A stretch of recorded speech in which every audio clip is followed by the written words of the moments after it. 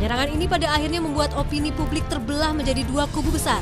Kubu pertama cenderung berpihak kepada sikap ke-11 kesatria pasukan elit tersebut. Kubu ini berpendapat bahwa ulah para preman semakin hari semakin merusak ketentraman dalam kehidupan bermasyarakat. Namun, ulah mereka seolah tak tersentuh hukum. Polisi seolah membiarkan aksi premanisme yang sudah bertahun-tahun meresahkan warga ini. Para preman dengan dukungan kekuatan fisik secara leluasa menciptakan teror dalam balutan jasa pengamanan. Preman dengan gaya layaknya koboi Nusantara semakin leluasa melebarkan sayapnya sebagai kelompok pengaman berbagai kepentingan, terutama kepentingan ekonomi. Banyak kerusuhan dan pertikaian telah secara nyata disebabkan oleh konflik kepentingan berbagai kelompok preman. Kekuasaan preman pada akhirnya membuat sebagian besar masyarakat meragukan kemampuan polisi sebagai aparat pengayom. Ketidakberdayaan polisi dalam meredam sekaligus mengendalikan pola para preman membuat beberapa kelompok masyarakat beranggapan bahwa beberapa kelompok preman memiliki ikatan erat dengan aparat polisi. Keresahan masyarakat sekaligus kekecewaan masyarakat atas kinerja Korps Bayangkari pada akhirnya membuat sebuah kubu besar di masyarakat tidak menyalahkan sepenuhnya aksi para oknum Kopassus di pagi buta itu. Polisi dianggap sebagai lembaga yang belum mandiri dan tegas dalam penegakan hukum. Dan ini terlihat dalam banyak bukti yang terpampang jelas beberapa saat lalu. Mr. Van der Speck, you finish here. No problem again for today. I will get my helmet, okay? No problem for today, no problem. Namun, justru ada kubu lain yang mengecam dan mengutuk aksi penyerangan lapas Cebongan. Kubu ini berpendapat bahwa pemberantasan preman dan premanisme sejatinya harus melalui koridor hukum. Proses hukum dan peradilan adalah garda terdepan dalam memberantas aneka kejahatan dan tindakan perusak stabilitas ketentraman bermasyarakat. Aksi main hakim sendiri bahwa menyerang fasilitas negara adalah bentuk pelanggaran hukum yang nyata. Dan kubu ini beranggapan bahwa para pemimpin dan penyelenggara negara harus bersikap tegas atas pelanggaran para aparatnya. Penyerangan dan pembunuhan keempat tersangka, apapun alasannya, menurut pemikiran para pejuang demokrasi dan perlindungan hak asasi manusia, telah mencoreng sekaligus merendahkan nilai-nilai kemanusiaan. Pemikiran atas penjaminan hak asasi manusia mewajibkan seluruh penduduk bumi menghormati sekaligus meninggalkan prinsip balas dendam, main hakim sendiri, bahkan pada pelaku pembunuhan sekalipun. Islam sebagai agama penuntun yang bersifat sebagai rahmat bagi semesta alam, sejatinya telah menjamin fitrah manusia sebagai makhluk ciptaan Allah Subhanahu wa Ta'ala yang suci dan sempurna. Namun, falsafah Islam dan pengagungan fitrah manusia sebagai makhluk yang sempurna dan suci justru mendapat penentangan dari para pemikir dan aktivis pejuang hak asasi manusia. Pemirsa, sudah selayaknya Anda mengerti bagaimana kesucian Islam dalam melindungi fitrah kesucian manusia dan penjaminan hak asasi manusia.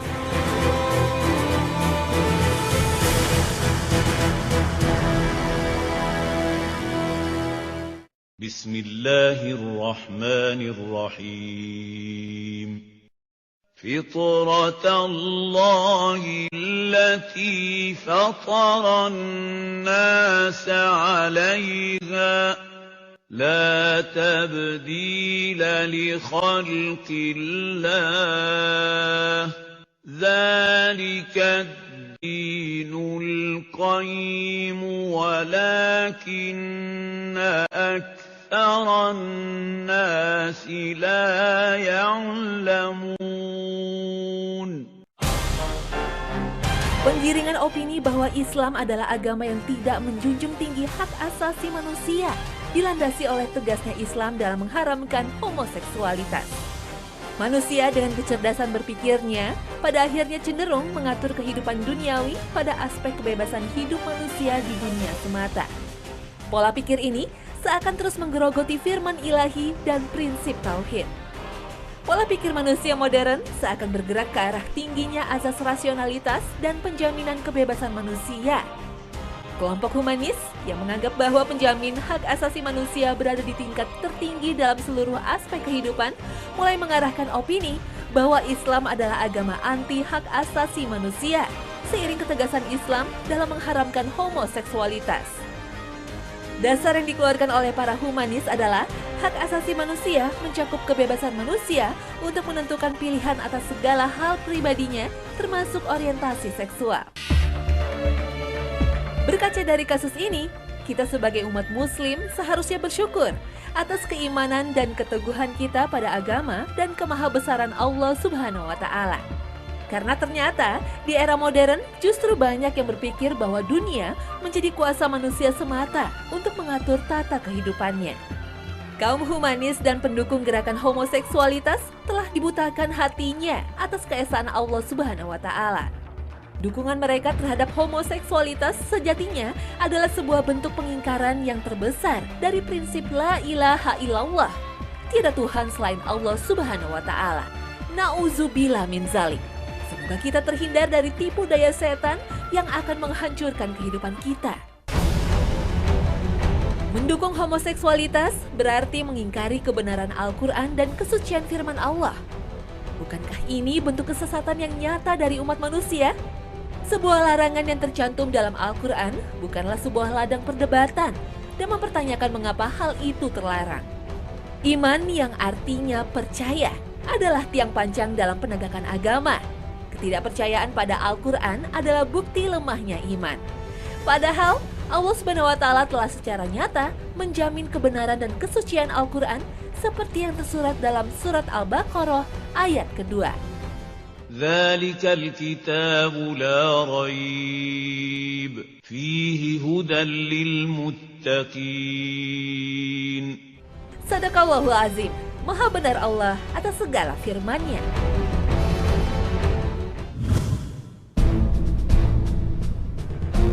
Beberapa kalangan, khususnya kaum yang mengagungkan penegakan penjaminan hak asasi manusia, menganggap Islam sebagai agama yang merendahkan hak asasi manusia dan tidak tegas menghapuskan perbudakan. Alasannya, karena tiadanya ayat dan hadis yang mengharamkan perbudakan. Di mata para pemikir yang melabelkan diri sebagai kalangan Islam modern, posisi tenaga kerja Indonesia, khususnya yang bekerja sebagai pembantu rumah tangga, adalah perwujudan budak di abad ke-21. Namun, tindakan menuding syariat Islam sebagai sebuah sistem yang melanggengkan sistem perbudakan adalah sebuah bentuk kedangkalan pemahaman esensi Al-Quran dan hadis. Tudingan kaum cerdik cendekia yang beragama Muslim bahwa Islam tidak terang-terangan menghapuskan perbudakan adalah sebuah pola pikir yang keliru. Al-Quran dan hadis memang tidak secara nyata mengharamkan perbudakan. Tetapi, sewajibnya kita menilik sebuah hadis Rasulullah yang menyatakan bahwa memerdekakan seorang budak akan menghindarkan diri dari api neraka. Hak asasi manusia dalam kacamata Islam tidak hanya berlaku di dunia saja. Hak asasi manusia sebagai manusia yang suci adalah pemberian Allah Subhanahu wa Ta'ala yang Maha Pengasih dan Maha Penyayang. Dan ketika manusia mampu menjaga kesucian fitrahnya dengan cara menjaga perilakunya di dunia sesuai dengan tuntunan Islam, maka ia memperoleh hak asasinya yang berupa kenikmatan surgawi dan terbebas dari siksa api neraka. Memerdekakan budak adalah sebuah perkara mengembalikan fitrah seorang manusia. Dan Islam tidak hanya menjamin kemuliaan hambanya yang mampu memerdekakan budak di dunia saja, tetapi juga terjamin di hari akhir kelak. Islam memang tidak secara nyata mengharapkan perbudakan. Tetapi, jika seluruh umat muslim mampu mengkaji lebih dalam, Islam justru pelopor dalam hal pemerdekaan budak.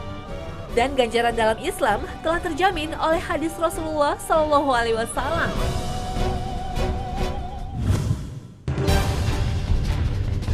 Prinsip utama dalam penegakan hak asasi manusia adalah penghapusan perbudakan. Budak pada dasarnya adalah manusia yang diperlakukan sebagai bagian kekayaan dari seseorang. Budak layaknya binatang ternak, bisa berstatus sebagai harta dan dapat diperjualbelikan serta dijaminkan dalam utang piutang. Seorang budak pada akhirnya tidak memiliki hak untuk mendapatkan perlakuan yang layak sebagai seorang manusia. Bentuk tindakan tidak berperi kemanusiaan pada budak adalah pemberlakuan kerja paksa. Contoh lainnya adalah praktek pemerkosaan legal dari seorang tuan kepada budaknya. Yang lebih memprihatinkan adalah budak wanita tidak memiliki hak asuh dari bayi yang ia lahirkan dari rahimnya. Dengan kuasanya, seorang tuan bisa menjual bayi budak miliknya, seperti ia memiliki hak untuk menjual anak sapi kepada koleganya. Seseorang yang kaya yang memiliki budak di masa lalu, sedikit pun tidak dipusingkan dengan pemenuhan kebutuhan makanan, pakaian dan hunian yang layak bagi para budak yang dimilikinya. Di masa itu, budak biasa hidup berdesakan di sebuah bangunan layaknya kandang binatang. Dan hal itu dianggap sebagai perlakuan yang dianggap sudah sesuai dengan peradaban. Perbudakan sejatinya dikenal di hampir seluruh peradaban yang tercatat dalam sejarah.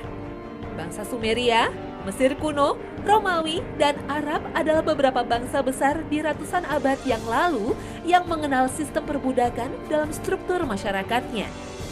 Bukti nyata adanya sistem perbudakan di masa Romawi adalah kokohnya bangunan Colosseum di jantung kota Roma, Italia. Bangunan ini di masa keemasan Romawi adalah sebuah bangunan yang dipergunakan untuk mementaskan pertunjukan gladiator. Kegagahan dan keberanian para gladiator sejatinya memiliki ironi tersendiri. Mereka sejatinya para budak yang dijadikan bahan tontonan, hiburan, bahkan ajang taruhan dari bangsa Romawi yang merasa dirinya beradab. Sistem peradaban Romawi di masa itu memperbolehkan seorang budak untuk diadu dengan ksatria terlatih atau hewan buas dalam ajang pertarungan gladiator. Di ajang itulah, bangsawan dan kaum beradab Romawi dengan antusias melihat perjuangan budak untuk mempertahankan hidup mereka dari tebasan pedang dan tajamnya taring binatang buas.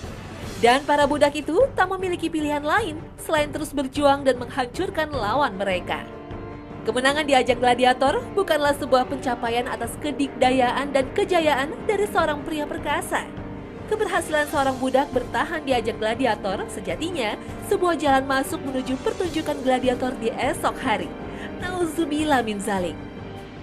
وَاعْبُدُوا اللَّهَ وَلَا تُشْرِكُوا بِهِ شَيْئًا وَبِالْوَالِدَيْنِ إِحْسَانًا وَبِذِي الْقُرْبَى وَالْيَتَامَى وَالْمَسَاكِينِ وَالْجَارِ ذِي الْقُرْبَى وَالْجَارِ الْجُنُبِ وَالصَّاحِبِ بِالْجَنبِ وَابْنِ السَّبِيلِ وَمَا مَلَكَتْ أَيْمَانُكُمْ إِنَّ اللَّهَ لَا يُحِبُّ مَنْ كَانَ مُخْتَالًا فَخُورًا.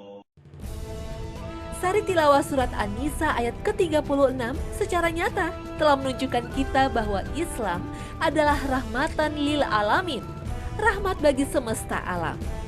Dalam surat tersebut, Allah Subhanahu wa Ta'ala, Sang Maha Pengasih, Maha Penyayang, telah menyuruhkan kepada hambanya yang beriman untuk berbuat baik kepada ibu bapaknya, anak yatim, dan hamba sahaya yang dimilikinya. Hamba sahaya sejatinya adalah penyebutan untuk budak. Surat ini sesungguhnya telah menunjukkan betapa Islam tanpa menyebutkan embel-embel hak asasi manusia telah menjamin dan mewajibkan kepada semua umat manusia untuk memperlakukan semua manusia dengan layak dan hormat, bahkan kepada budak yang ia miliki sekalipun.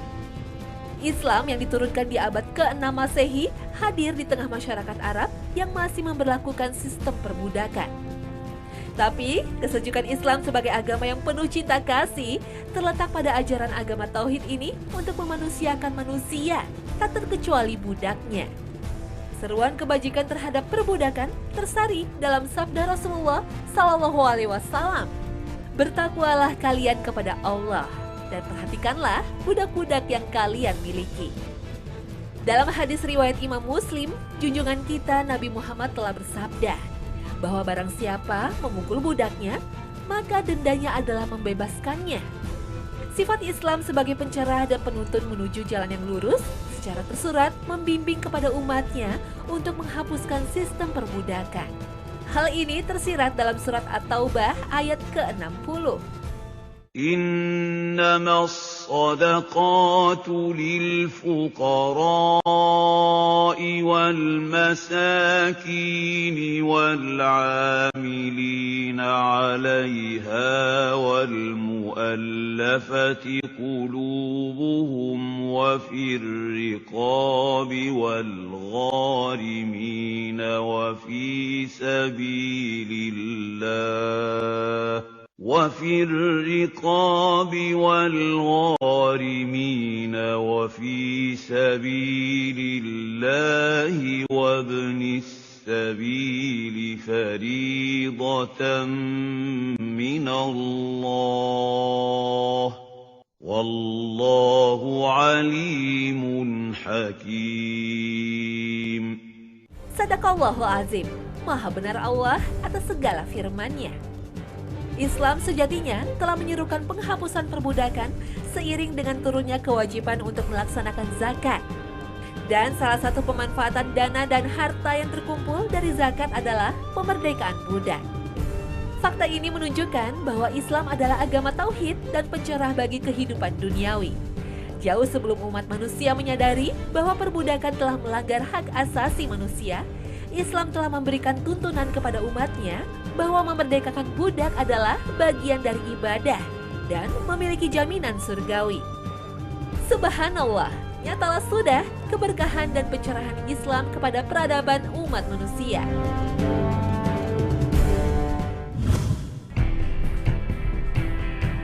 Sejarah dakwah Islam sejatinya menuliskan perjuangan beberapa budak yang telah dijamin kemuliaannya.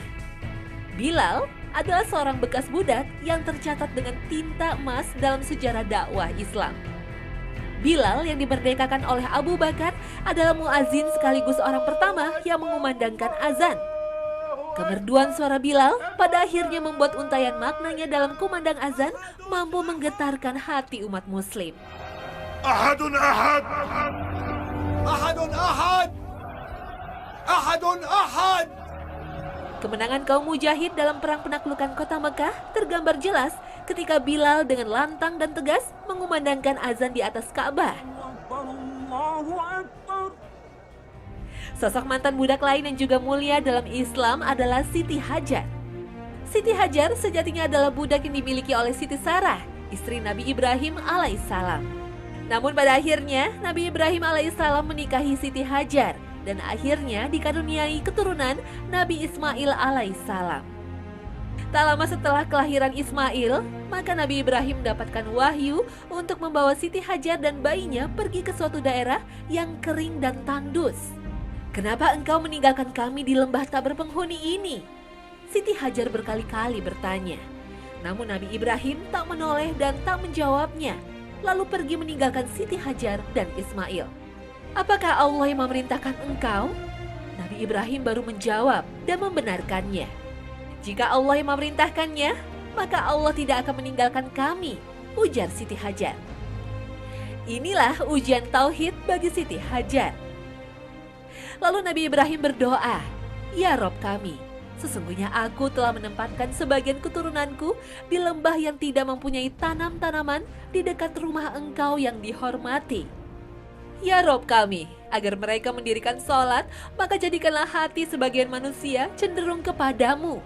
Dan beri rizkilah mereka dari buah-buahan, mudah-mudahan mereka bersyukur." Lembah yang dihuni oleh Siti Hajar dan Ismail ini merupakan cikal bakal kota Makkah. 2 hari setelah Nabi Ibrahim meninggalkan dirinya, Ismail menangis kehausan. Siti Hajar yang kebingungan akhirnya berlari menuju bukit yang bernama Bukit Safa. Ketika tak menjumpai sumber air dan seorang pun di sana, maka ia kembali berlari menuju bukit lainnya yang bernama Bukit Marwah. Semakin lama, tangisan Ismail semakin keras sehingga menambah kepanikan Siti Hajar. Ia berlarian dari Bukit Safa dan Marwah hingga 7 kali demi menemukan sumber air. Dan pada akhirnya, hal ini diabadikan sebagai salah satu rukun haji yang dinamakan sa'i. Usaha Siti Hajar dalam menemukan sumber air pada akhirnya dibalas oleh Allah dengan keluarnya pancaran air tepat di tanah yang dijejak oleh bayi Ismail. Air itu dikenal dengan air Zam-Zam yang dijamin tak akan mengering hingga hari kiamat tiba. Kisah Bilal dan Siti Hajar ini seharusnya mampu membuka mata kita akan kebesaran dan keadilan Allah Subhanahu wa Ta'ala. Sang Maha Pengatur lagi bijaksana, tidaklah membedakan status dan latar belakang sosial serta embel-embel duniawi lainnya dalam menilai keimanan hambanya. Dan dari fakta sejarah ini, kita juga bisa belajar bahwa kebesaran Islam tidak hanya diperjuangkan dan ditegakkan oleh para khalifah, pemimpin, dan panglima perang. Mantan budak seperti Bilal dan Siti Hajar juga turut andil dalam mengobarkan semangat jihad dan menegakkan panji-panji Islam.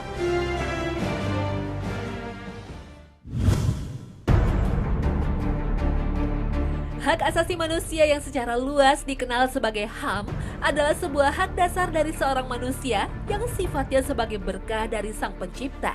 Konsep dasar HAM di era modern akan mengacu pada Deklarasi Universal mengenai hak asasi manusia oleh Majelis Umum Perserikatan Bangsa-Bangsa di tahun 1948. Deklarasi Universal mengenai hak asasi manusia ini muncul 3 tahun setelah Perserikatan Bangsa-Bangsa PBB didirikan.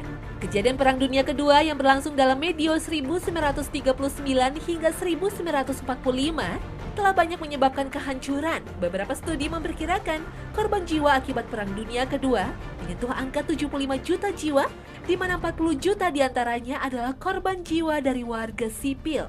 Ketika Perang Dunia akhirnya berakhir di tahun 1945, pemimpin negara besar, khususnya para pemenang perang dari pihak sekutu, berusaha mencegah terulangnya Perang Dunia di masa mendatang.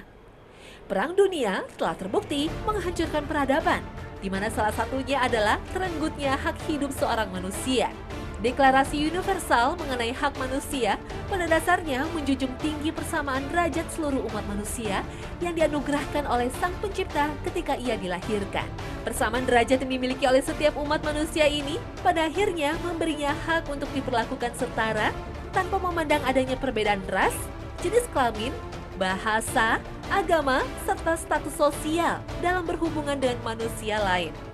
Deklarasi Universal mengenai hak asasi manusia juga menjamin bahwasannya setiap umat manusia memiliki kebebasan untuk memiliki kepercayaan individual yang tidak dibatasi oleh kondisi politik, pemerintahan, dan sistem hukum yang ada di wilayah tempatnya ia tinggal. Perbedaan perlakuan karena memandang latar belakang ras, agama, dan kondisi politik sebuah bangsa jika mengacu pada deklarasi tersebut adalah bentuk pelanggaran HAM. Demi tercapainya tujuan yang tercantum dalam deklarasi ini, maka dibentuklah sebuah komisi tinggi untuk urusan hak asasi manusia yang kini dipimpin oleh Nyonya Navanetem Pillay. Komisi Tinggi untuk Urusan Hak Asasi Manusia seolah menjadi polisi dunia dalam urusan pelanggaran hak asasi manusia. Beberapa isu terkini yang sering dikaitkan dengan pelanggaran hak asasi manusia adalah rendahnya kesempatan untuk memperoleh akses kesehatan, pendidikan, pemukiman yang layak, serta diskriminasi yang berlandaskan agama. Islam yang turun seiring dengan penyampaian wahyu surat Al-Alaq ayat 1 hingga 5 adalah sebuah agama tauhid yang bersifat rahmat bagi semesta alam. Allah Sang Maha Pengatur dan Maha Pencipta telah menunjukkan cinta dan kasih-Nya kepada umat manusia yang hidup dalam masa jahiliyah yang suram dan gelap dari sisi peradaban. Perkembangan kecerdasan dan pemikiran seharusnya diimbangi dengan kekuatan iman dan percaya atas kuasa Allah dalam menuntun kehidupan umat manusia. Kecerdasan yang terbebas dari nilai-nilai spiritual pada akhirnya akan mengagungkan kebesaran umat manusia dan mulai ingkar atas kuasa Tuhan. Manusia modern pastilah mengingat kisah sombongnya Namrud dan Fir'aun. Kecerdasan yang mereka miliki pada akhirnya membuat mereka lupa, bahkan ingkar atas kuasa Allah Sang Maha Kaya lagi bijaksana. Sepertinya manusia modern mulai serupa dengan kelakuan Namrud dan Fir'aun. Lewat prinsip kebebasan dan penegakan hak asasi manusia, manusia modern mulai mempertanyakan kebenaran ilahi. Manusia modern memang belum ada yang mengaku sebagai Tuhan layaknya Namrud dan Fir'aun, tetapi mencoba mengatur umat manusia melalui hukum buatan manusia sendiri dan menolak kebenaran wahyu ilahi adalah bentuk nyata mulai tersesatnya umat manusia. Inikah bentuk tanda-tanda akan datangnya hari akhir? Wallahu a'lam bishawab.